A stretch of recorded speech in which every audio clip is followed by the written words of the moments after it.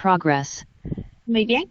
Buenas noches, estimados participantes. Les doy una cálida bienvenida a Beloyer. El día de hoy tengo el placer de presentarles una sesión más del Diplomado de Derecho Digital e Inteligencia Artificial.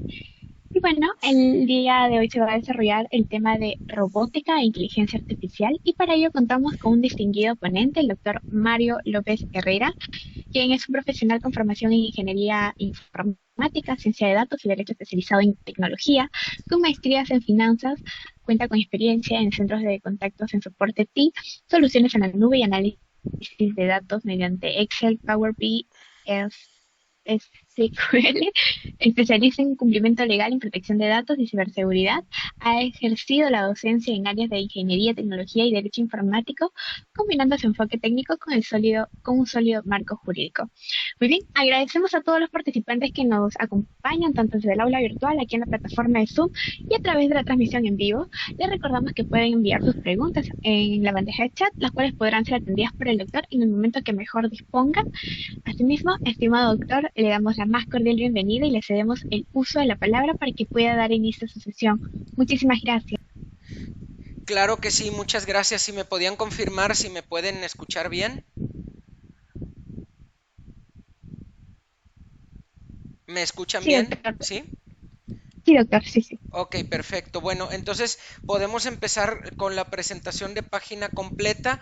Nada más agradecerle mucho a la plataforma B-Lawyer, a Club IA Legal y al Ilustre Colegio de Abogados de Sullana, creo que así se pronuncia, a darles las gracias por la invitación, porque pues bueno, nadie es profeta en su tierra, aquí en México nadie me hace caso, pero creo que en otras partes del mundo ya me quieren mucho y hasta aquí se siente el cariño. Y bueno, pues el tema por el cual me invitaron es para hablar de robótica, derecho, inteligencia artificial. Em, y por eso pues estamos nosotros aquí el día de hoy. Les agradezco la invitación y bueno, pues vamos a empezar hablando en este caso del tema que nos trajo por aquí hoy, que es precisamente el desafío y las oportunidades que nos están reportando este advenimiento de la robótica, de la inteligencia artificial y por supuesto el derecho. La ciencia jurídica siempre va a ir un paso atrás de la realidad. El derecho siempre sigue a la realidad, nunca va a ir adelante de la realidad. Por ende, de acuerdo a cómo vayan surgiendo las tendencias, es como vamos a ir viendo que el derecho toma un rumbo. Y efectivamente ahorita nos encontramos en una situación cuando uno empieza, en mi caso, en diciembre termino ya la carrera de derecho. Sin embargo, ya tengo 6 años, 5 o 6 años desde el 2019 que me gradué de ingeniería informática.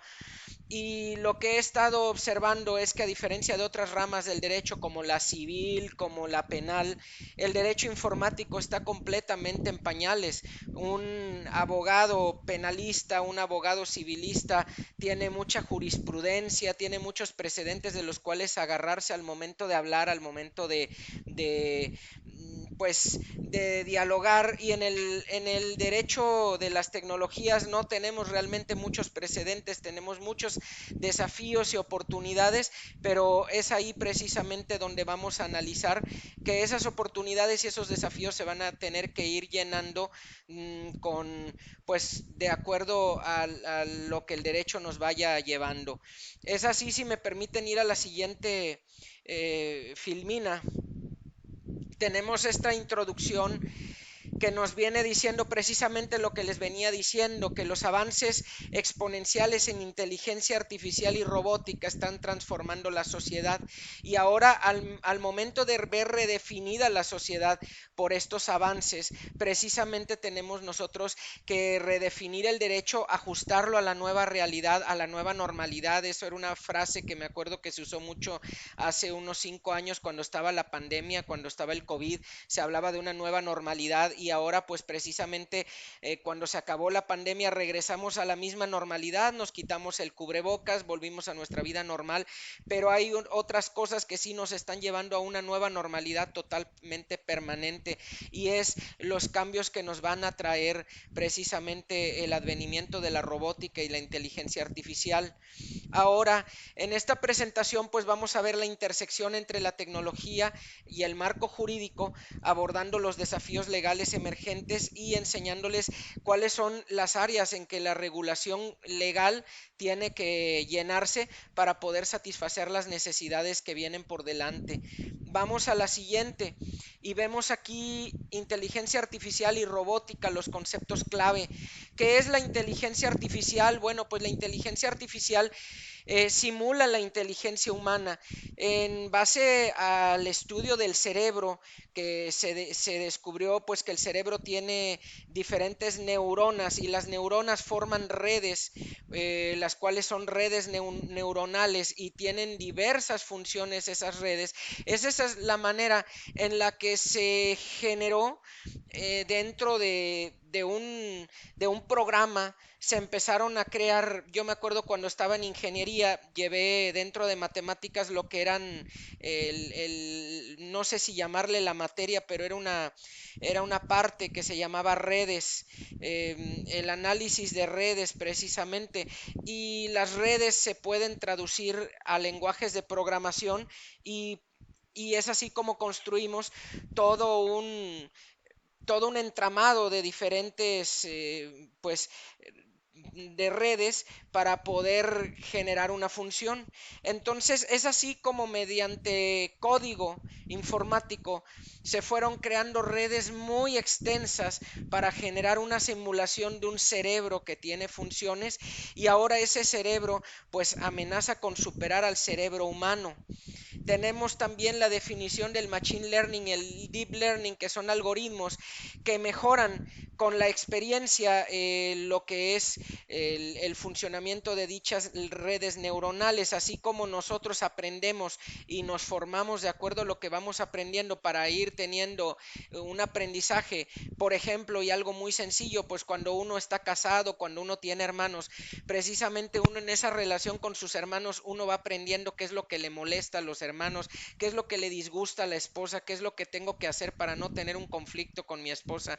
A lo mejor sé que ella se enoja porque no le dejo los trastes lavados antes de irme a dormir o porque no tiendo mi cama.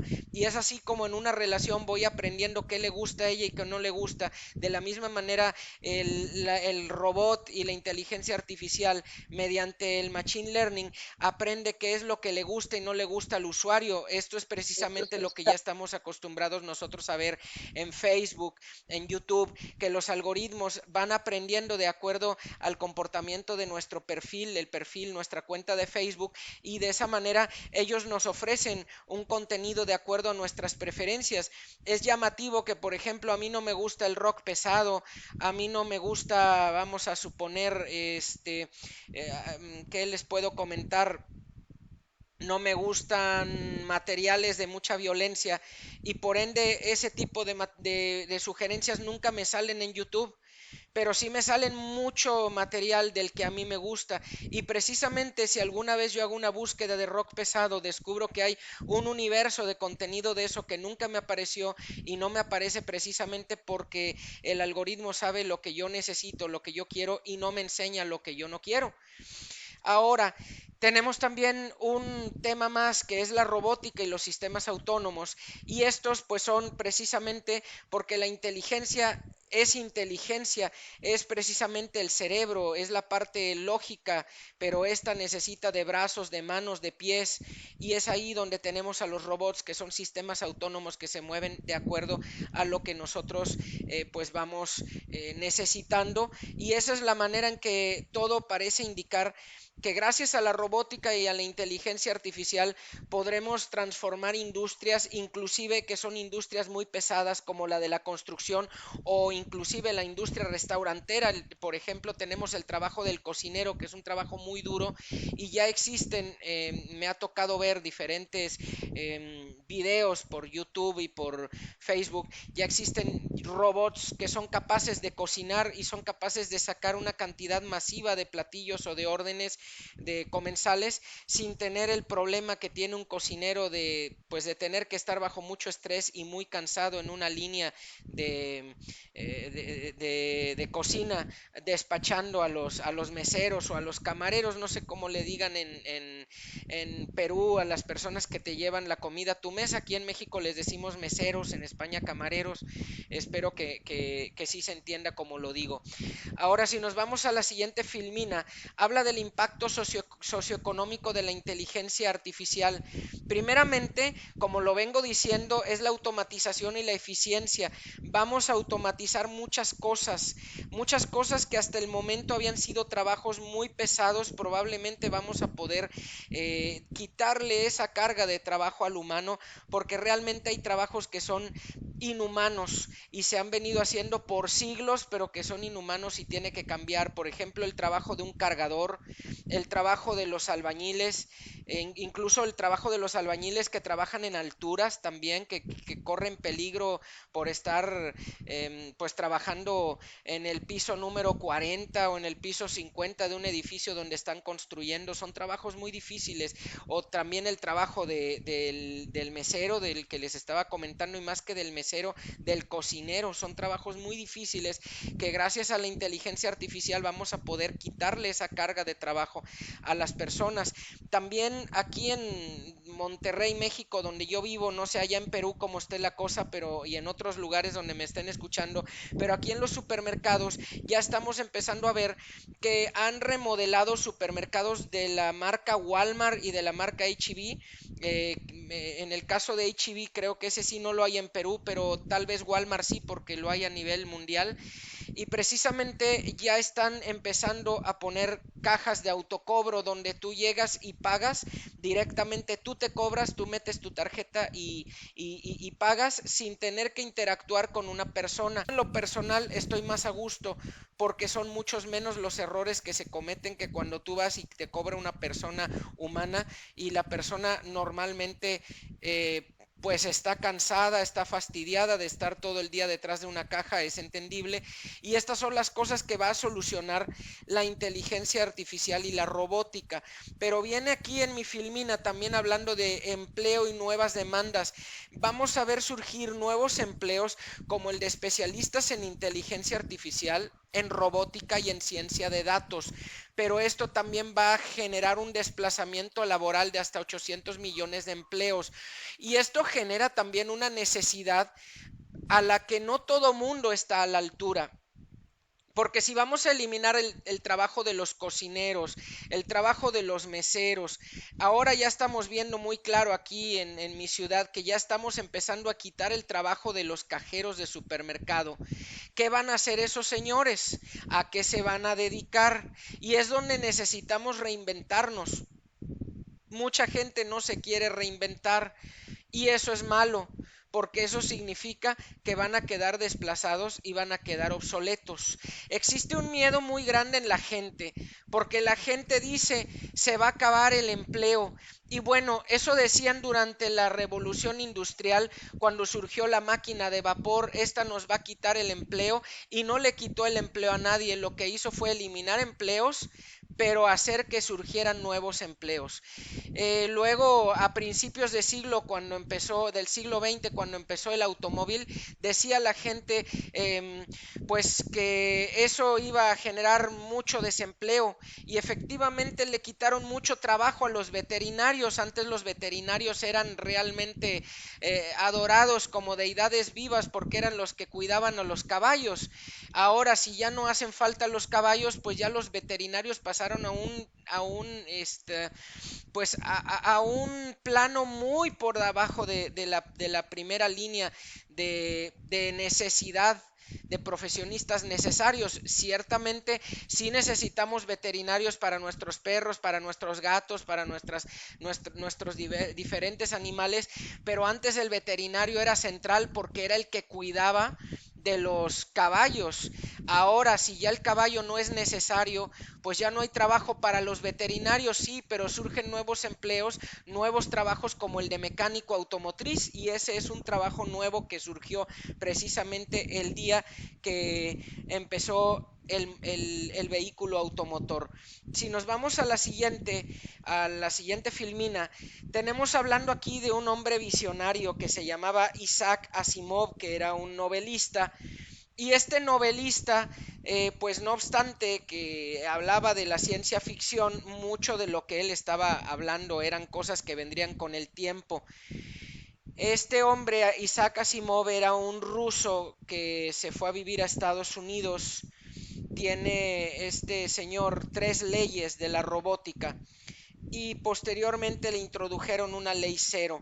Estas fueron formuladas en 1942 y hablan de cuáles serían los principios que regularían la conducta de los robots, y en todos sus relatos donde se hablaba de robots venía hablando de los principios que que tendrían que tener los robots. Y tenemos la ley cero, que fue introducida después, algo similar a lo que pasó con la termodinámica, que ya estaban introducidas las leyes de la termodinámica y de repente descubrieron una ley adicional que tenía que ir adelante de las otras, y como para no confundir a todos, pues le pusieron la ley cero. Y esta dice que, bueno, que prioriza el bienestar de la humanidad por encima del individuo, expandiendo el alcance ético y legal. Y aquí tenemos las leyes. Tenemos la primera ley, que es la ley de la protección de la vida humana. Si nosotros tuviéramos, si nos vamos por favor a la siguiente, si nosotros tenemos esto, eh, pues que hablar del derecho, efectivamente algo que hemos aprendido del derecho siempre que estudiamos esta hermosa carrera, es las fuentes del derecho. Una de ellas es la costumbre. También dentro de la costumbre, pues la costumbre se rige por las necesidades, por lo que vemos cotidianamente que se va haciendo pertinente, y de acuerdo a eso es que sabemos qué dirección tienen que llevar las leyes. En este caso tenemos la primera ley, que es proteger la vida humana. La ley explica que un robot no debe bajo ningún concepto causar daño a un ser humano, ni permitir tampoco que una inacción suya haga que el ser humano sufra un daño.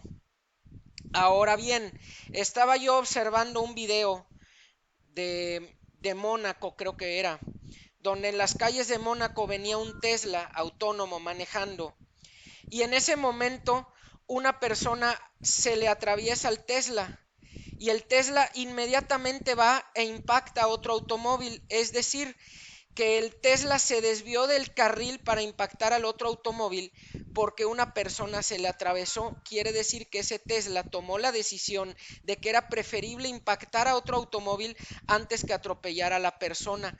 Ahí es donde estamos viendo precisamente que todos los robots, desde un vehículo autónomo hasta lo que ustedes quieran, tiene que tener muy claro y muy interiorizada esta primera ley de la robótica, y también nuestro derecho que se vaya a generar a partir del nacimiento y del desarrollo de la robótica. Todo nuestro derecho tiene que ir encaminado a que un robot debe de proteger la vida humana. Tanto tiene que protegerla no causándole daño, ni permitir que por una inacción suya una vida humana sufra daño. Entonces, nosotros tenemos que programar esta ley siempre en nuestros algoritmos, asegurándonos que siempre el robot y la inteligencia artificial tenga esa ley bien metida en su cabeza, porque de lo contrario, esa inteligencia artificial, ese robot, no sirve. Debe de eliminarse, debe de apagarse, porque de lo contrario, pues no nos va a hacer nada de bien. Si nosotros nos vamos ahora a la siguiente filmina, tenemos la segunda ley, que habla de la obediencia y los límites. Si nos pasamos a la siguiente, por favor, habla de la obediencia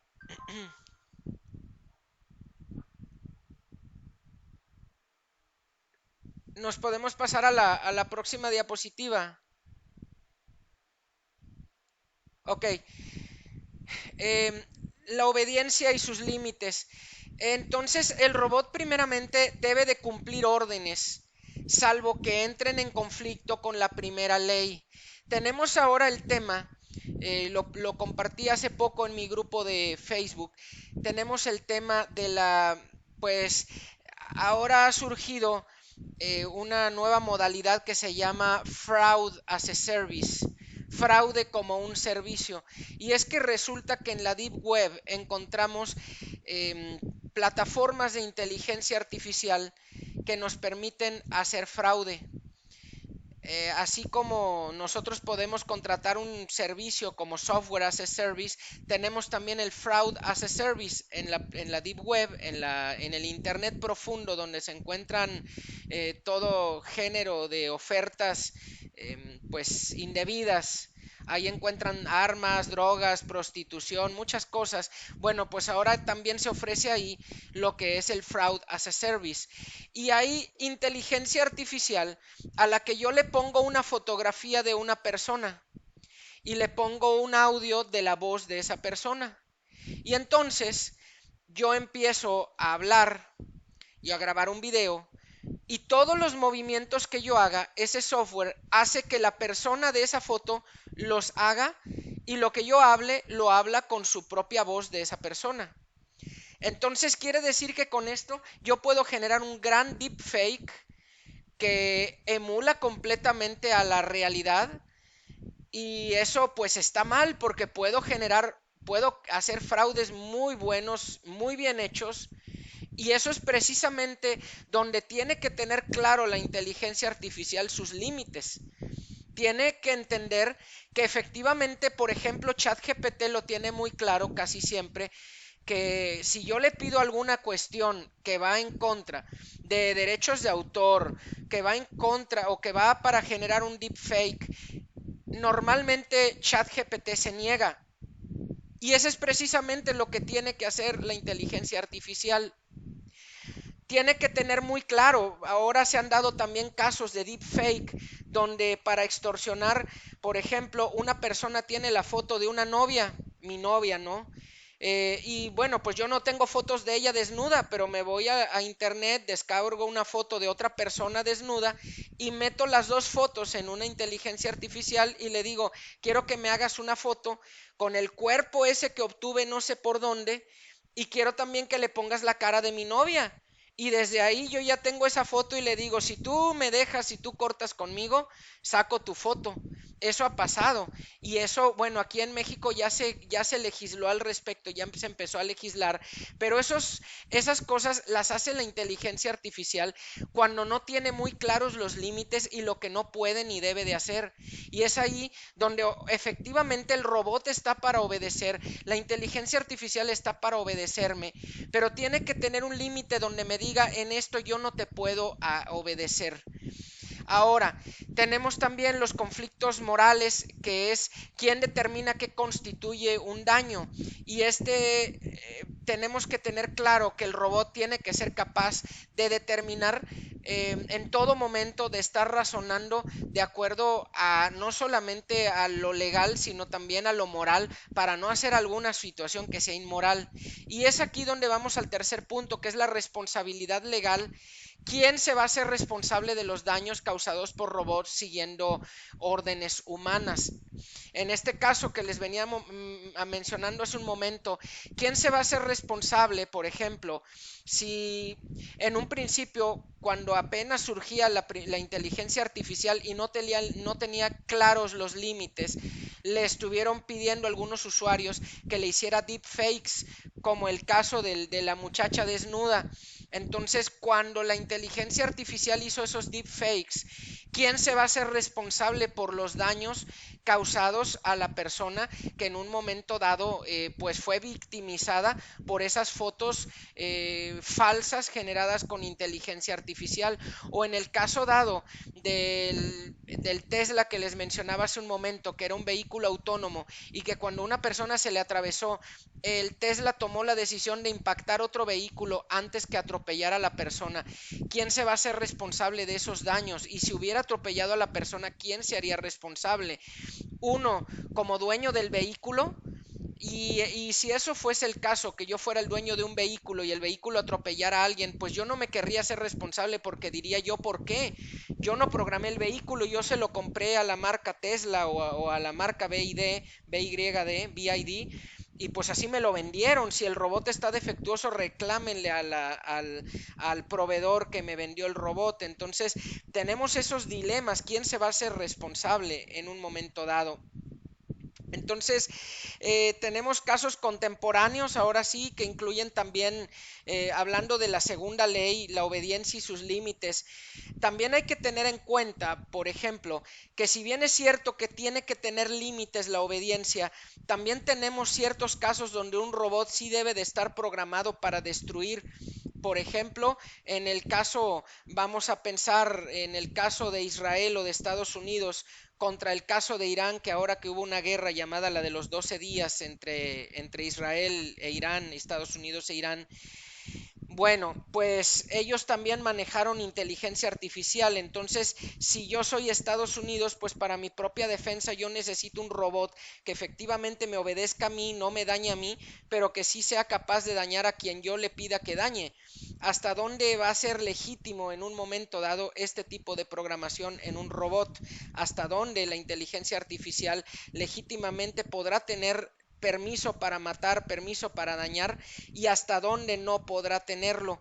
Porque efectivamente existe el uso legítimo de la fuerza, el cual es legalmente, como abogados hablando, efectivamente es un monopolio del Estado. El Estado ejerce ese monopolio, es el único que puede hacer uso incluso de la fuerza letal en un momento dado. Pero hasta dónde en un caso dado un robot va a poder pues conservar esas atribuciones, donde sepa en qué casos puede hacer uso de fuerza letal legítima y en qué casos se debe de abstener. En todo caso, el robot que esté a cargo de los civiles de ninguna manera va a poder tener ese permiso. Solamente si acaso los robots que estén en las fuerzas militares son los que podrían en un momento dado hacer un uso legítimo de la fuerza. Incluso los robots policías podrían hacer un uso legítimo de la fuerza, pero siempre entendiendo también los principios de proporcionalidad, que hasta el momento han sido parte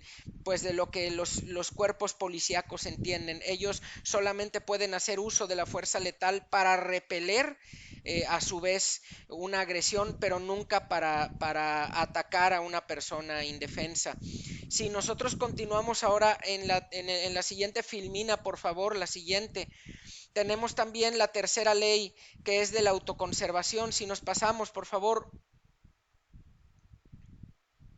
La autoconservación, el robot pues también tiene que autoconservarse, tiene que tener hasta cierto punto ese instinto de conservación que tiene el ser humano. El ser humano tiene un instinto de supervivencia que debe de tener el robot, protegiendo su existencia, pero en este caso el robot tiene que tener claro que su existencia nunca debe de estar por encima de la existencia del ser humano, de tal manera que su autoprotección o autoconservación nunca debe de ir más allá cuando está puesto en contrapeso con el bien del ser humano. El robot tiene que entender que si es necesario sacrificarse por un humano, lo debe de hacer.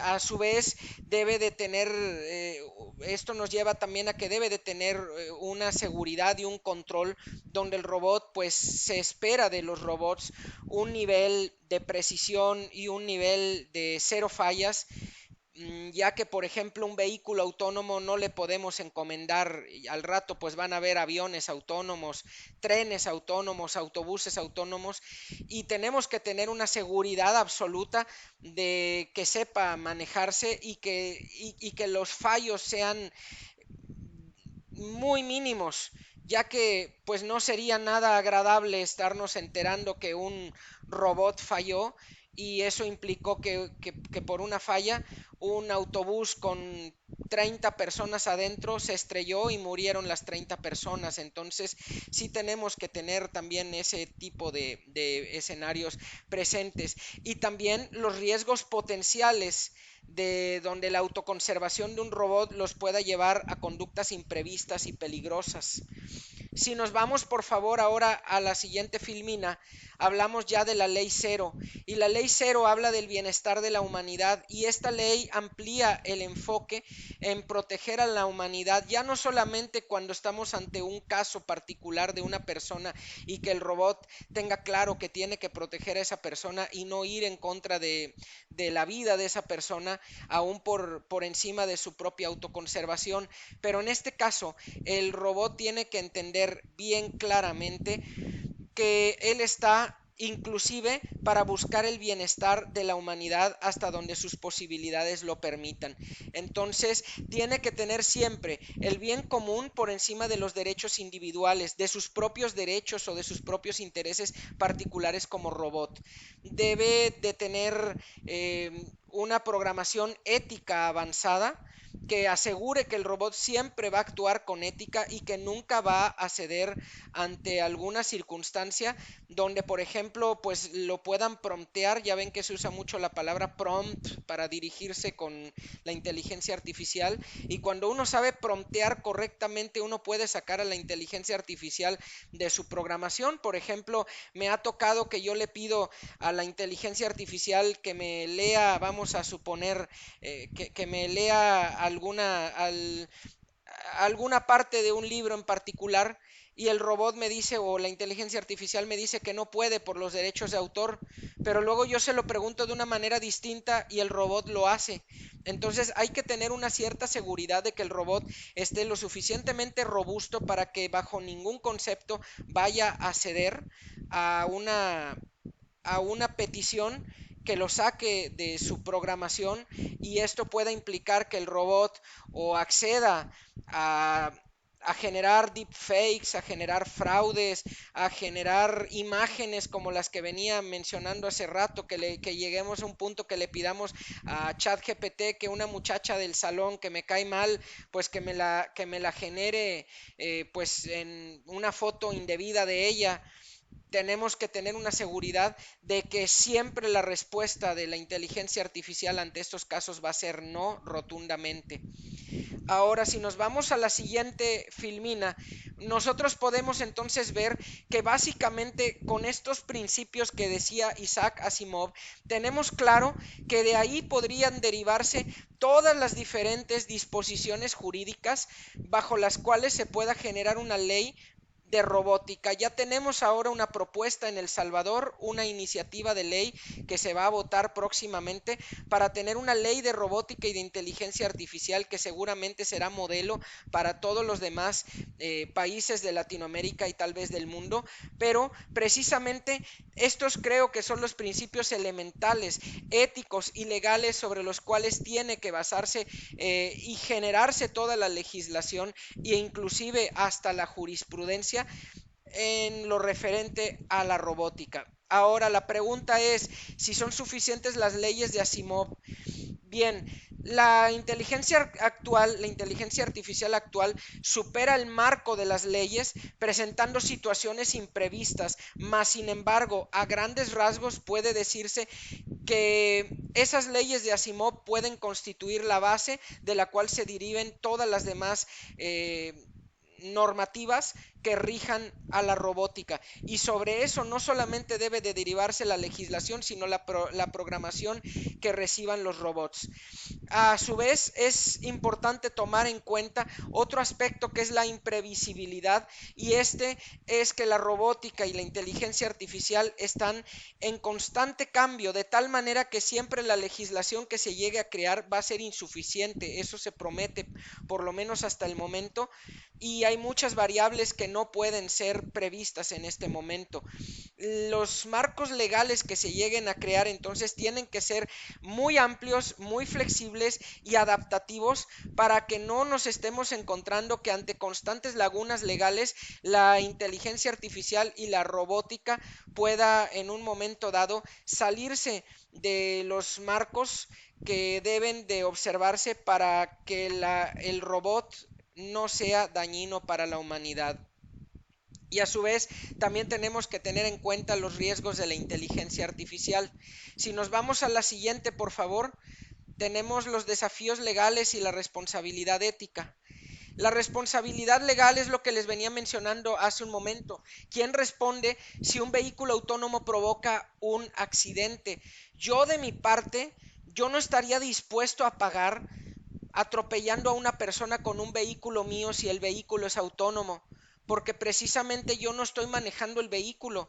Yo fui a una concesionaria, a una agencia de un auto y vi un Tesla o un Mercedes o algún automóvil autónomo, pagué por él y a mí me vendieron la idea de que era muy bueno, por lo tanto yo lo compré. ¿Y qué pasa si ese vehículo se pone a atropellar a una persona y luego a otra y luego a otra? ¿Voy a estar yo pagando por algo que yo no hice? A mí no me parece justo. Entonces ahí tenemos un tema importante. Yo voy a decir, bueno, pues es que el vehículo es el que lo hizo y yo el vehículo se lo compré a la Mercedes, pues que la Mercedes responda y yo voy a voltear con la Mercedes y le voy a decir, oye, pues es que el vehículo que tú me vendiste me vive atropellando gente y ya tengo demandas por varios lados por los atropellos y yo no tengo para pagar la responsabilidad civil de toda la gente atropellada de un vehículo que yo te compré a ti porque tú me dijiste que el vehículo era muy bueno. Pero también entra otro tema. ¿Qué pasa si yo de maldoso le digo al vehículo, oye, atropella a esa persona que me cae gorda y el vehículo me obedece? Entonces, pues también tenemos un tema donde yo tuve la culpa. Pero también tenemos otro tema, porque el vehículo debe de tener precisamente una programación para desobedecerme cuando vaya de por vida de por medio la vida de otra persona, como lo venía exponiendo hace un rato.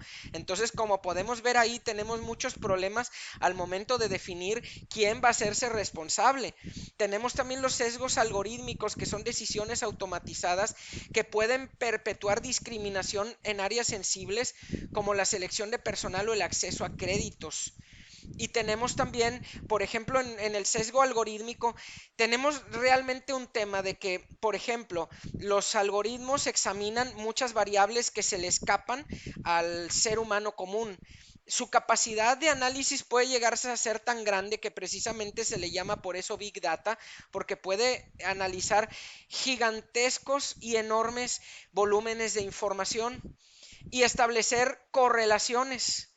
Ahora bien, es efectivamente importante comentar que muchas veces al momento de hacer un análisis podemos detectar al momento de autorizar un crédito que hay factores que hacen que la persona sea altamente probable que lo pague y altamente probable que no lo pague. Pero ¿qué pasa si resulta que el algoritmo encuentra una correlación entre la raza y, y el hecho de no poder pagar? ¿Hasta dónde va a ser posible que en base a tu raza el algoritmo automáticamente te niegue un crédito? ¿Hasta dónde va a ser posible y factible que lo haga y que sea legítimamente válido? ¿O lleguemos a un momento donde caigamos en racismo? Son correlaciones que puede encontrar el algoritmo que no va a encontrar el ser humano simple y que en un momento dado pueden afectar en decisiones que tome el algoritmo. Ahora tenemos también el tema de la protección de datos, que es el uso ético y transparente de datos personales que siempre respete la privacidad y los derechos individuales.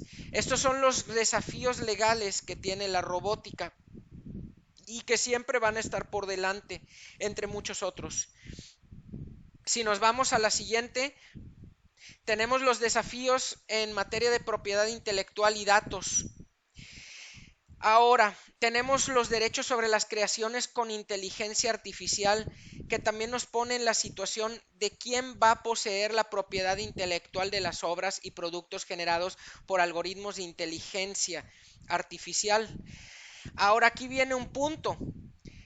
Se supone, aquí en México, por ejemplo, se acaba de sentar una jurisprudencia con una sentencia de la Suprema Corte, donde todo lo que genere la inteligencia artificial no es susceptible de, de ser,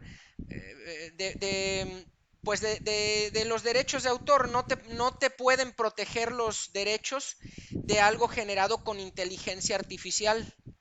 Bueno, aquí en México, como en el resto de los países, la Suprema Corte tiene la última palabra. Pero yo les voy a decir algo. La Suprema Corte, aquí en México, hace años decía que no había violación en el matrimonio. Así que si el marido violaba a la mujer y la mujer denunciaba violación, era improcedente. Así lo estableció la Suprema Corte hace muchos años. Y al día de hoy eso es aberrante. Obviamente que si hay violación en el matrimonio, cualquier relación íntima que sea obligada, que no sea espontánea y libre, así sea tu cónyuge, es ilegal, es violación. Pero hace años la Suprema Corte decía que no había violación en el matrimonio. Entonces, ¿qué pasa ahí? Otro ejemplo que tenemos nosotros de la Suprema Corte es hace años, no recuerdo así, no me quiero meter mucho a explicárselos pero se los digo con palabras mías. Hace años, cualquier confesión que una persona hiciera de un delito era válida. Entonces, si yo en el Ministerio Público aceptaba pues mi culpabilidad en un delito, yo ya me fregué, ya no había forma de que yo pudiera combatir esa aceptación de responsabilidad que yo tuve. ¿Y a qué nos llevaba esto? Bueno, pues yo me imagino que en el resto de Latinoamérica saben de qué hablo, pero aquí en México habían muchas prácticas. La fiscalía, que en aquel tiempo se llamaba la procuraduría, pues cuando era un caso grave y tenían que resolver el delito, pues ellos no batallaban. Aquí en México tenemos una garantía que es el artículo 20 de la Constitución, que dice que nadie puede ser obligado a declarar en su contra y por ende si tú eres detenido o eres presentado ante un fiscal o ante un juez, tú te puedes acoger al 20 y no declarar. Me acojo al artículo 20 y no declaro y no me obligan a declarar y a mí se me presume inocente. La carga de la prueba la tiene el fiscal y él tiene que demostrar mi culpabilidad. No, yo no tengo que demostrar mi inocencia. Ahora, el detalle es que hace años los fiscales tenían toda la facilidad para ir por pedirle a la policía ministerial, que es la policía de la fiscalía, ve y arréstame a esta persona. Te detenían y te quedabas encerrado en la fiscalía y tenían muchos métodos para que tú aceptaras tu responsabilidad. Uno, pues eran toques eléctricos, te daban toques en el cuerpo, te electrocutaban, te golpeaban, te daban los famosos tehuacanazos. Les voy a explicar, aquí en México existe el agua de Tehuacán, es un agua mineral muy conocida de Tehuacán, Puebla. Y los tehuacanazos es que la botella de agua mineral con burbujas la agitaban y luego le quitaban el dedo cuando la tenías en la nariz y te echaban toda el agua en la nariz y la persona pues se afectaba mucho porque le entraba en toda la cabeza el agua con burbujas. Entonces tenían muchos métodos de ese tipo, donde en pocas palabras te torturaban, te sometían a tortura, y cuando ya estabas exhausto, ahora sí te ponían tu declaración y te decían fírmale. Y la gente ya harta firmaba. Ibas al juez y le decías, es que me torturaron, y el juez decía, no, pues ni modo. ¿Y qué había pasado? La Suprema Corte de Justicia había validado eso. Entonces no creo yo que la Suprema Corte de Justicia tenga siempre la razón. Años después, la propia Suprema Corte de Justicia cambió eso y aquí en México tenemos muy en reconocimiento el protocolo de Estambul, que quiere decir que si una persona viene y dice me torturaron, el juez inmediatamente anula lo que aceptaste ante la fiscalía y inmediatamente te someten a un protocolo de Estambul donde si ahí se desprende que fuiste sometido a tortura, se anula todo el procedimiento. ¿Y eso por qué? Porque cambió la Suprema Corte. Y yo creo, aquí difiero, y esto se los venía platicando, porque la Suprema Corte está sacando ahora que no es susceptible que la inteligencia artificial lo que crea sea, pues sea digno de protegerse con derechos de autor. Porque yo no, yo difiero de la Suprema Corte y pienso que en algún momento esto puede y debe de cambiar. Porque aquí en México, efectivamente, si tú eres un programador informático, un pintor, un músico, lo que tú desarrolles es autoría tuya y lo puedes registrar. Pero resulta que si tú, por ejemplo, eres un programador de software y trabajas para una empresa tecnológica que te paga, resulta que si así lo dice tu contrato, lo que tú desarrolles es propiedad del que te está pagando. Esto quiere decir que si yo te pago para que tú me escribas un libro, si yo te pago para que tú me dibujes un cuadro o si yo te pago para que me generes un software, todo lo que tú generes es mío y me corresponde a mí y yo soy el autor, tengo los derechos de autor. Y es ahí donde yo difiero precisamente por qué no puede pasar eso con la inteligencia artificial.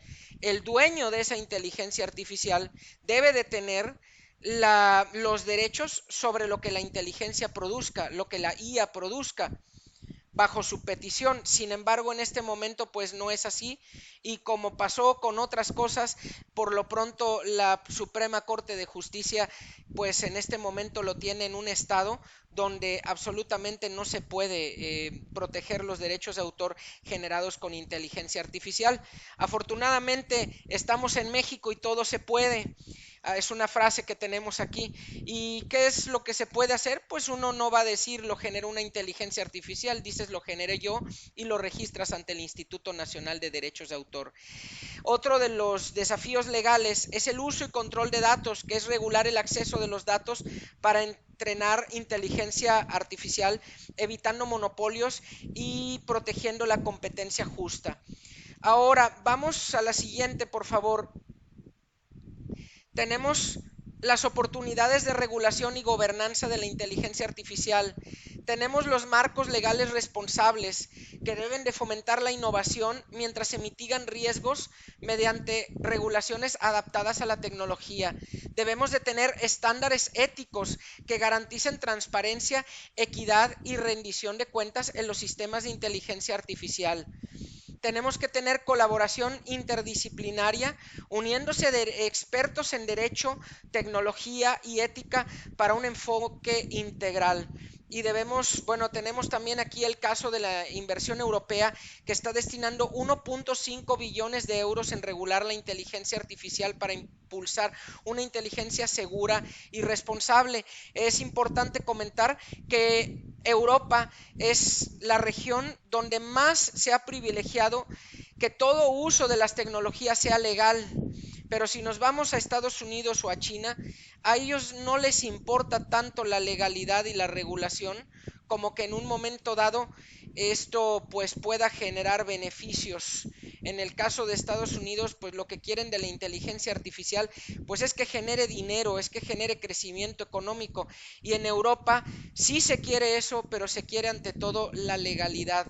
Y es por eso que los que estamos interesados en esta temática volteamos a ver a Europa y aprendemos de ellos, inclusive en nuestras cortes, en nuestros tribunales, a falta de legislación nacional, pues ya saben, las fuentes del derecho, a falta de legislación, a falta de jurisprudencia o de precedentes nacionales, se puede tomar como criterios orientadores otras, pues, otras directrices de otros países y es ahí donde se toma muy en cuenta la Unión Europea. Si nos vamos por favor a la siguiente, ya casi terminamos. Tenemos las aplicaciones éticas y legales que la inteligencia artificial nos provee. Para la justicia nos provee la identificación de patrones de discriminación para fomentar equidad en los fallos judiciales, porque lamentablemente los jueces siguen siendo humanos, y vuelvo al ejemplo que puse ahora de la Suprema Corte de Justicia.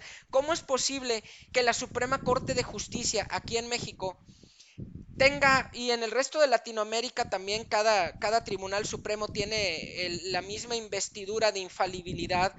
Pero ¿cómo es posible que años atrás dijeran ellos que una confesión obtenida bajo tortura, pues al final de cuentas era una confesión y no había más que hacer? Y luego la misma corte años después corrija y diga que en realidad pues una confesión obtenida bajo tortura pues tiene que ser desechada, y se tiene que reponer el proceso. ¿Cómo es posible que años atrás la Suprema Corte dijera que sí podía haber violación, que no podía haber violación en el matrimonio, y ahora la Suprema Corte de Justicia diga pues que no, que efectivamente violación es cualquier relación sexual bajo amenaza o bajo obligadamente, ¿no? Entonces, si en esos aspectos se han equivocado los tribunales y tenemos tantos casos de equivocaciones, porque efectivamente, bueno, ya me voy a meter a hablar de otra cosa. Yo como ingeniero y ahora ya prácticamente ya casi como abogado, una de las cosas que he visto, y ojalá que no se me ofendan porque hay muchos abogados que están escuchando, y espero que esto cambie con el interés que tienen en las tecnologías, es que los abogados desgraciadamente cometen muchas equivocaciones, muchos fallos lógicos que no tenemos los ingenieros. Los programadores estamos acostumbrados, por ejemplo, a que cuando yo estoy programando, yo me voy en una línea de código donde yo llego aquí, y si en esta línea yo estoy estableciendo una bifurcación lógica y yo estoy poniendo tres diferentes incisos y yo me voy línea por línea para abajo, cuando yo llegue a un punto más abajo, yo tengo que acordarme de que líneas atrás yo había establecido una bifurcación lógica con ciertos términos, donde yo aquí abajo me tengo que acordar de cada uno de los puntos, porque si no, el programa no va a correr correctamente. Eso mismo debe de tener ese rigor lógico un abogado cuando esté analizando un expediente, un juez cuando esté escuchando las partes. Desgraciadamente se les olvidan muchas partes de lo que viene en un expediente. Resuelven en base a dos o tres cosas, pero no mencionan nada de todo lo demás, y eso genera una apelación, eso genera que estén apelando y que en un momento dado un tribunal de más altura corrija y efectivamente diga, sí, pues sí es cierto. Veo yo, si me permiten poner un ejemplo, en los camareros, en los meseros, en un restaurante, deben de tener el cuidado de que cuando te sirven de comer, se aseguran que hay una servilleta, que hay un tenedor, que hay un cuchillo, que hay un salero. Ellos tienen que prever todo eso. Y muchas veces un abogado que está muy estudiado, que a veces tienen hasta doctorado, hasta maestría, no revisan con ese rigor los expedientes y se tienen que estar yendo más arriba para que se los corrijan en otros tribunales de más alta potestad. Ahora, por eso, este es algo muy importante que viene a ser la inteligencia artificial, donde si es necesario que la inteligencia artificial pueda sustituir o complementar a los jueces, es idóneo que así suceda, porque desgraciadamente lo necesitamos. Tenemos un problema muy grande donde todos los juzgados están saturados. Tenemos la inteligencia artificial para la seguridad, que nos va a servir para detectar fraudes, prevenir delitos mediante análisis de datos. Aquí en México, por ejemplo, el SAT, que es el sistema de administración tributaria, ya está haciendo análisis masivo de Big Data para detectar si tus ingresos corresponden con pues con lo que tú estás declarando, o si hay una discrepancia fiscal. Esto se tiene que dar en todos los demás aspectos para poder analizar con precisión y poder a su vez tener un mayor control social, por ejemplo, para acabar con la delincuencia. Es un problema que tenemos en México, yo creo que en toda Latinoamérica, y tenemos precisamente áreas de oportunidad donde podemos voltear a ver a China, cómo tenemos un control tremendo de la sociedad, a través de cámaras, a través de detección. En todas la ciudad hay cámaras, y la verdad es que en China es imposible que tú cristales un vehículo para robarte el estéreo, para robarte el vehículo, y que no detecten quién es la persona que se lo robó, porque hay un registro de todas las caras de las personas. Y esto pues es algo que deberíamos de aprovechar en Latinoamérica para ponerle un alto a la delincuencia. Tenemos en Latinoamérica, por ejemplo, aquí en México tenemos ciudades como Acapulco, en Venezuela ciudades como Caracas, que son ciudades muy peligrosas, y esto se podría solucionar si nosotros tuviéramos un mejor uso de la inteligencia artificial. Me decía precisamente un gerente de seguridad de unos supermercados que tenemos en México, que son los Sorianas, que ya en algunas tiendas Sorianas, en las demás, pues eh, pues las de más volumen de ventas, porque hay tiendas que no venden mucho, hay tiendas de mayor tamaño, ya tienen implementado esto, de tal manera que si tú entras a una de esas tiendas a robar, vamos a suponer que entres, como aquí en México le llamamos fardero, tú te vas por los pasillos, agarras un chocolate y te lo comes y no lo pagas, pues te están vigilando. Y el detalle va muy lejos, porque no solamente te detectan de lo que estás haciendo, sino que el día de mañana, si tú regresas 3 años después a otro Soriana, detectan tu rostro y saben que tú eres el que robaste hace 3 años en otra tienda. A ese nivel las cosas. Esto apenas lo están implementando. ¿Por qué no implementar esto a otros niveles para ya de una vez y por todas poder garantizar una seguridad? Y tenemos también la inteligencia artificial en la educación. Yo, por ejemplo, estudié la ingeniería en sistemas computacionales en línea, y uno de los retos siempre fue tener que batallar, por ejemplo, con los profesores. Vamos a pensar, uno de los errores es que se les olvidaban las fechas y no me abrían las tareas y les tenía yo que estar recordando, y esto me afecta. Ahora estoy en otra escuela estudiando la carrera de Derecho y la maestría en Administración, y precisamente ya están empezando a implementar inteligencia artificial para ya no depender tanto de los maestros. Y por mi parte, que me gusta el autoaprendizaje, lo he visto como algo muy positivo. Seguimos en la siguiente. Hablamos también de lo que es los desafíos y perspectivas, pues es la necesidad de la regulación, buscando enfoques para normar la inteligencia artificial para asegurar responsabilidad y transparencia. Definir quiénes son los que se van a responsabilizar por acciones autónomas. Esto es central en el derecho digital. Esto va a ser muy importante para poder caminar sobre un terreno firme cuando nosotros podamos empezar a ver los vehículos autónomos, entre muchas otras funciones autónomas que va a realizar la inteligencia artificial.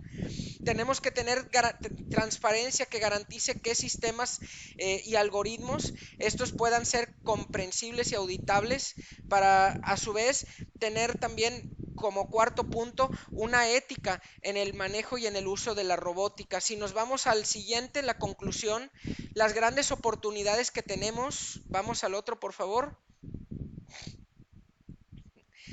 No, al otro, seguimos.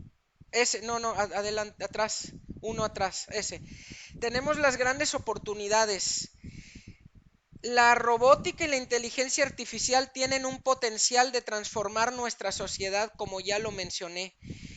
Nuestra sociedad está ante un cambio sin precedentes. Cuando yo estaba chico, surgió de repente la moda. Me acuerdo yo en 1994, en la escuela, cuando iban a imprimir materiales o exámenes, estos los metían en un aparato que se llamaba un mimeógrafo.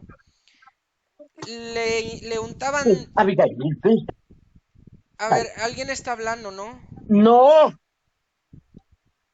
no, A ver, es que se oye que alguien habla. Ay, oh, ya, ya. Ok, ya casi terminamos.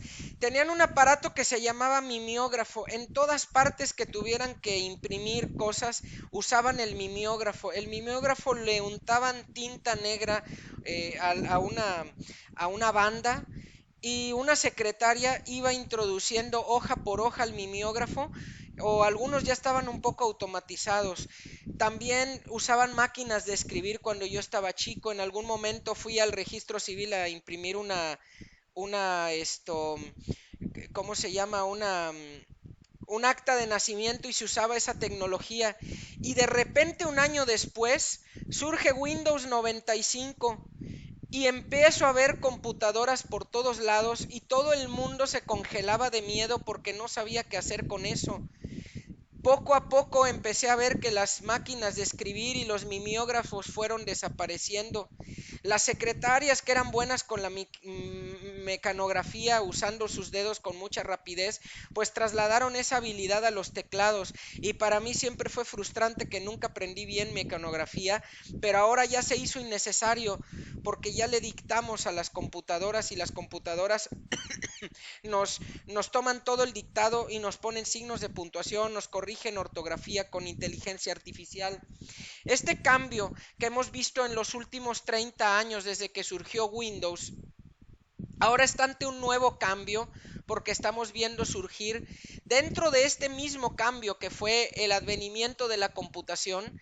Este es un nuevo cambio que ya se presentó, el de la inteligencia artificial. Primeramente se presenta la paquetería, la computadora junto con la paquetería Windows, eso fue un cambio significativo.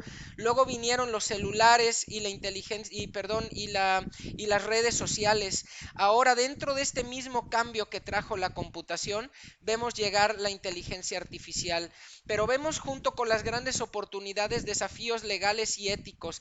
Y también esto nos lleva a una necesidad de colaboración y diálogo, donde la cooperación interdisciplinaria se va a volver clave para construir un futuro donde la inteligencia artificial beneficia a toda la sociedad.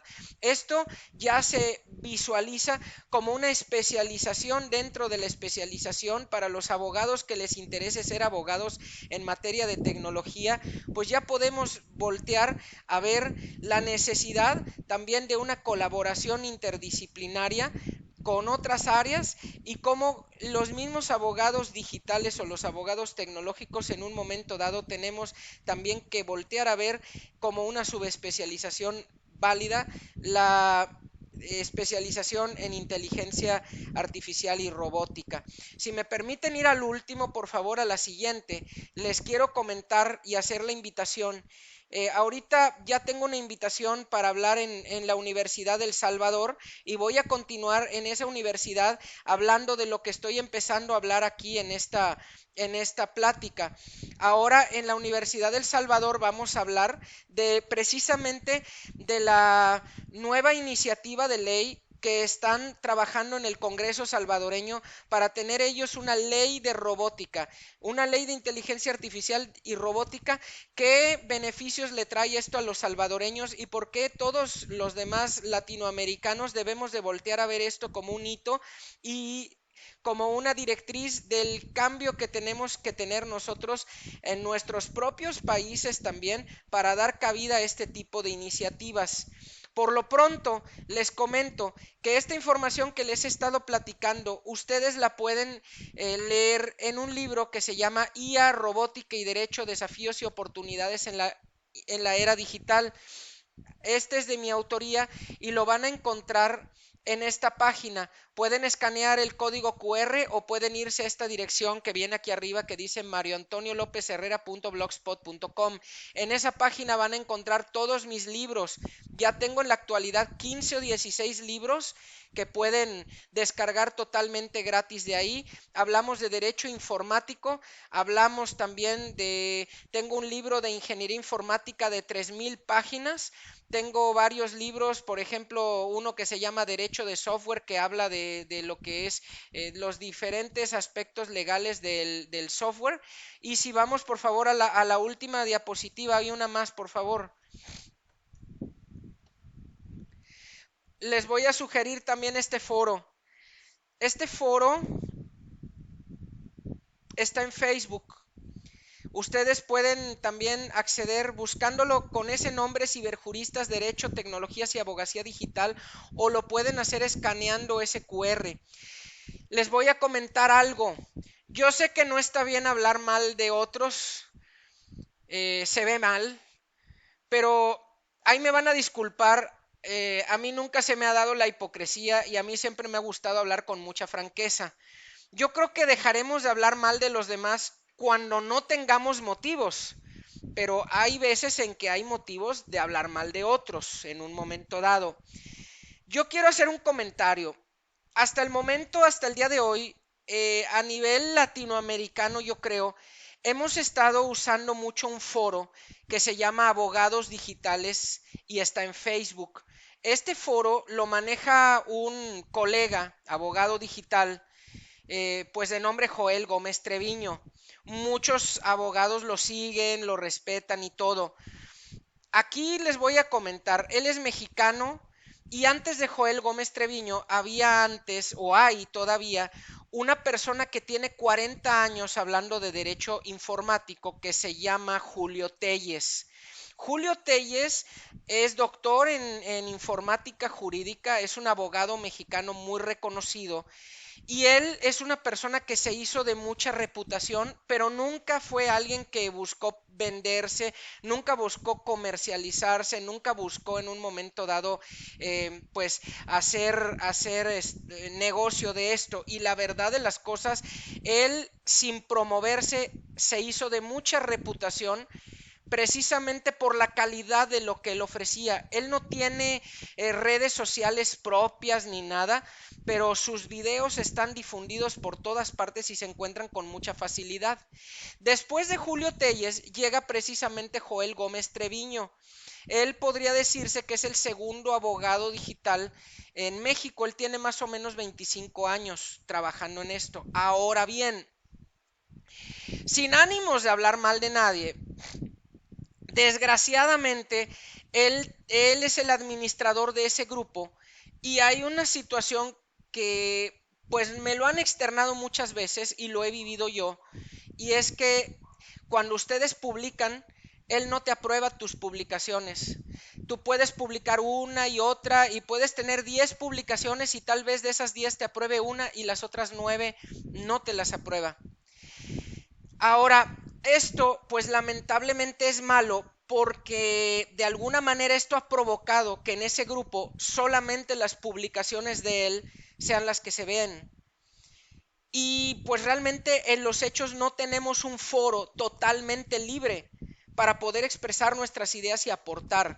Sí, efectivamente se meten ustedes a ese foro y van a ver publicaciones diferentes de diferentes personas, sí, pero si se van y le preguntan a esas personas, oye, ¿tú cuántas veces has publicado? No, pues como 40. Y de esas 40, ¿cuántas hay? No, pues unas 3. Y las otras 37, no, pues nunca me las aprobaron.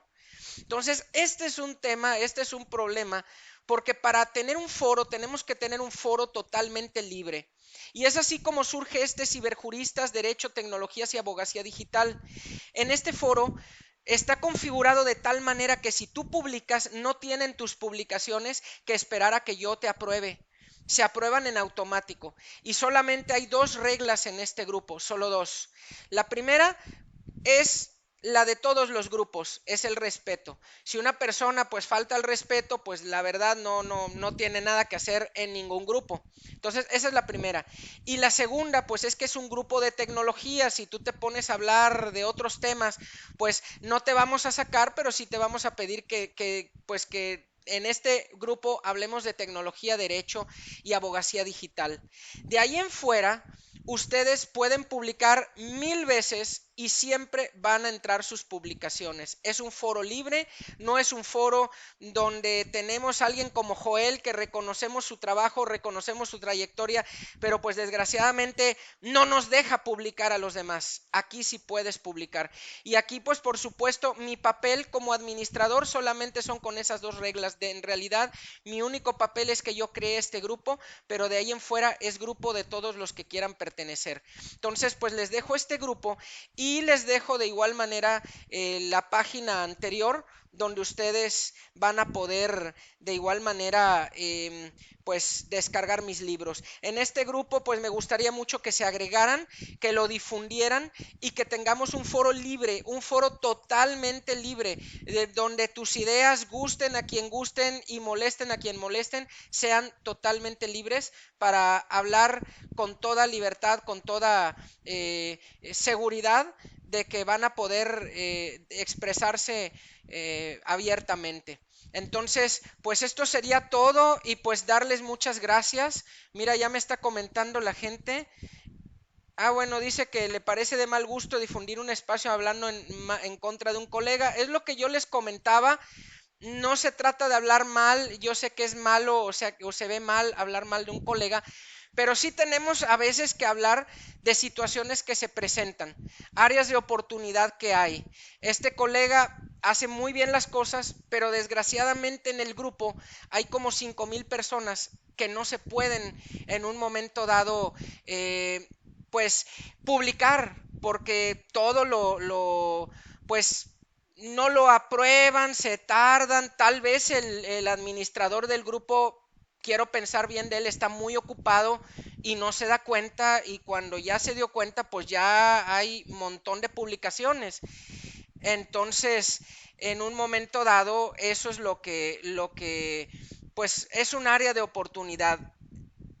En este grupo, pues como dice aquí el compañero Guillermo Zamora, está poniendo, en cada grupo hay reglas y hay enfoques. Bueno, pues este grupo es un grupo para que ustedes puedan publicar sin tener el detalle de estar sujetos a que les aprueben o no sus publicaciones. Solamente en el grupo pues está la única condición del respeto y de que es un grupo de tecnologías. De ahí en fuera pues pueden publicar libremente. De igual manera, el otro grupo es muy bueno, pero sí tiene esas limitaciones que les comentaba.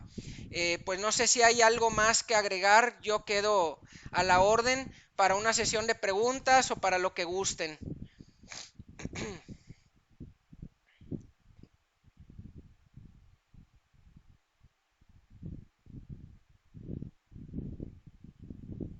Sí, muy bien, muchísimas gracias, estimado doctor. Ha sido un placer escucharlo. Estimados participantes, si tienen alguna duda, alguna pregunta, pueden dejarlo aquí en la bandeja de chat o alzar su manito y se les cederá el uso de la palabra.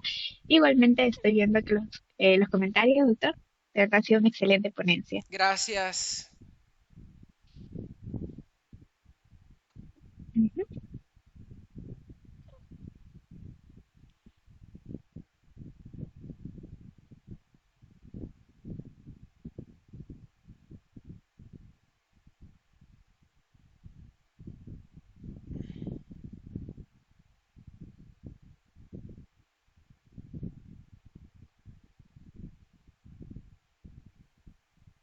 ¿Cómo están? Buenas noches. Si me permiten una pregunta, por favor. Sí,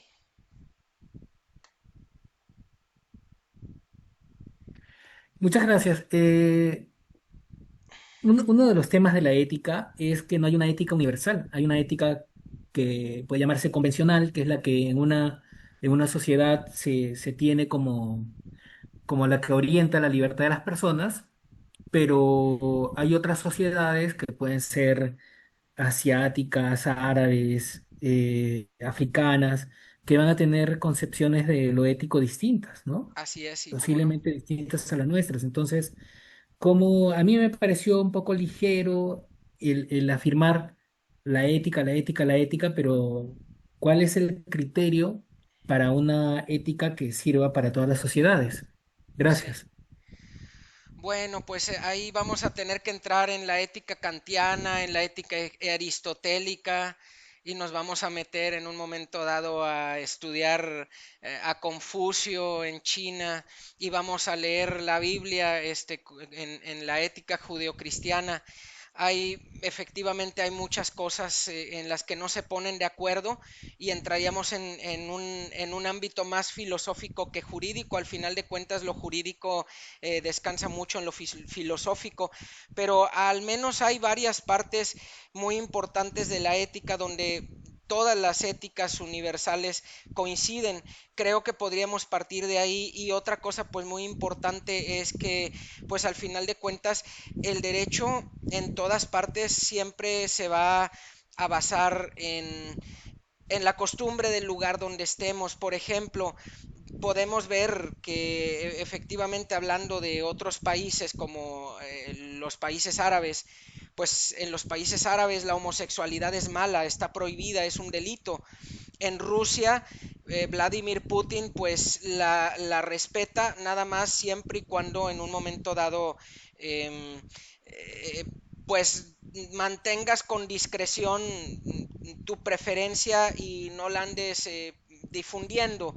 Acá en América y en Europa pues uno puede tener sus preferencias sin ningún problema. Entonces, en cada país pues tienen su forma de trabajar, su forma de ser, y en este aspecto, así como cada país tiene sus cosas buenas o malas, lo cual es muy relativo, pues yo pienso que en este aspecto vamos a tener que ser entendidos que pues cada tecnología tendrá en cada país que ser, pues que trabajar a su manera, a su modo, así como tenemos en Windows o en Microsoft, cuando formateamos y configuramos una computadora, pues ahí nos dice que de acuerdo al país donde estemos se va a configurar el idioma del teclado. Pues de la misma manera, de acuerdo al país o al lugar donde estemos, pues esa sería la adaptación ética que tenga el, pues, el robot o la inteligencia artificial. Pienso yo, porque de otra manera pues no nos vamos a poner de acuerdo, y pues la verdad es que pues la ética es un tema muy extenso. Muchas gracias. Es una muy buena respuesta.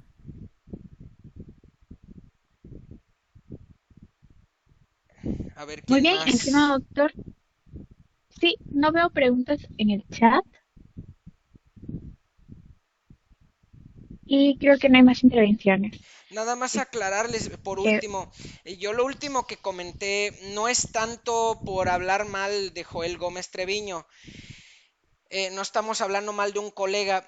Tómenlo mejor por este lado. Es como si me preguntaran, oye, yo tengo una tarjeta de crédito American Express y tengo una tarjeta de crédito, vamos a decir, Mastercard, ¿no? BBVA. Ahí en Perú hay BBVA, ¿verdad? Bueno, pues entra el debate, ¿cuál de las dos tarjetas es mejor? Oye, pues la American Express está muy bien porque tiene muy bajos intereses, pero desgraciadamente la anualidad es muy cara. Y el otro dice, no, pues la de BBVA está mejor porque la anualidad no la cobran, pero los intereses, pues no están tan buenos como los del American Express. Entonces, pues yo creo que aquí el grupo de Joel Gómez Treviño tiene sus ventajas y desventajas, y este otro grupo tiene también sus ventajas y sus desventajas. Aquí desgraciadamente solo hay dos grupos a nivel latinoamericano, que es el de Joel con 5,000 miembros y el mío, que no es mío, que en realidad la idea es que no sea mío, es que sea un grupo totalmente libre. De ahí en fuera, pues sí, es un muy buen grupo, pueden aprender mucho, yo aprendo mucho de ese grupo, pero el detalle, lo malo, la desventaja, así como todo tiene lo bueno y lo malo según el color que cada quien lo vea, pues es eso, es la falta de libertad o lo coartado que está el que podamos publicar. Y yo creo que aquí en este tema, como en ningún otro, como en cualquier otro, lo mejor que debe de haber es una multiplicidad de opiniones y donde todos contribuyan, porque de lo contrario sí nos limitamos mucho. Por eso es importante tener un grupo a nivel latinoamericano donde todos se sientan con la libertad de publicar y no estemos a expensas de que nos autoricen o no la publicación. ¿Por qué no nos las autorizan? Pues no sé, vamos a pensar bien de que a lo mejor es una persona con muchas ocupaciones, que sí lo es, y no tiene el tiempo en un momento dado para revisar publicación por publicación. Por eso aquí todas van a entrar en automático. Todas lo que ustedes publiquen automáticamente entra.